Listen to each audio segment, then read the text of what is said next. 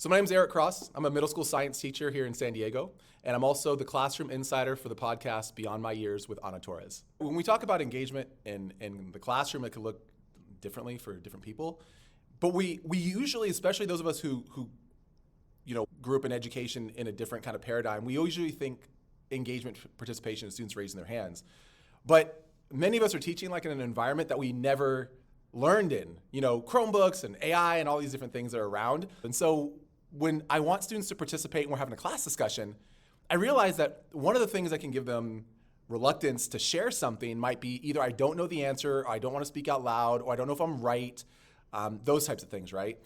And cold calling is a risk for both sides, because you can cold call and then a student might, freeze up, or they might say the wrong answer, or they might say different things, and you have to kind of respond on the fly to that. In addition, it could also create a lot of anxiety in the student. They're put on the spot. And so one way that I found to be able to create student engagement, and in this case, it's kind of accountability, making sure you're paying attention, but then also having students practice literacy skills is this. So I'll ask a question. We're doing a group discussion, just kind of traditional.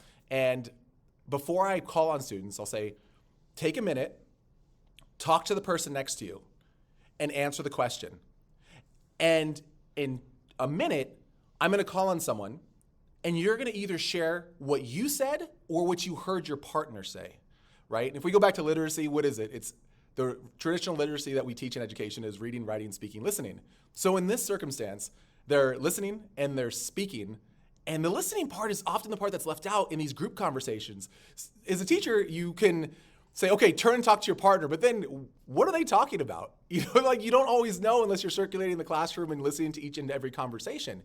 This increases the accountability, because you may not have the right answer, but you can say what someone at your table said. And whether or not it's wrong, you can kind of offload the responsibility for right or wrong answer. You could just say, this is what I heard. And now you can deal with, if it's a misconception in science, you can deal with it separated from the student who said it. That student who said it is not connected to it. And the student who repeated it, they can say, hey, look, I heard what they said and I said it out loud. They did what they were supposed to do. And so both sides kind of win. And as a teacher, you can still deal with the misconception, or you can validate the right answer for both the student who heard it and the student who said it. And then you can continue to move on. So that's a practice that I like being able to do with students, that I find that the engagement in on-topic conversation increases a lot because of that routine. So, and there's different ways to do it. You can have students write first. We find that students really get to flesh out their thoughts better when they have time to write before they share out.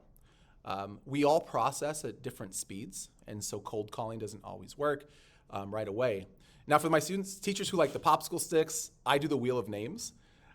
You can still do that. Once everyone's had a discussion, once everyone's been able to circulate, now you pull out your popsicle sticks. Now you do your wheel of names. Now you do your random number selector.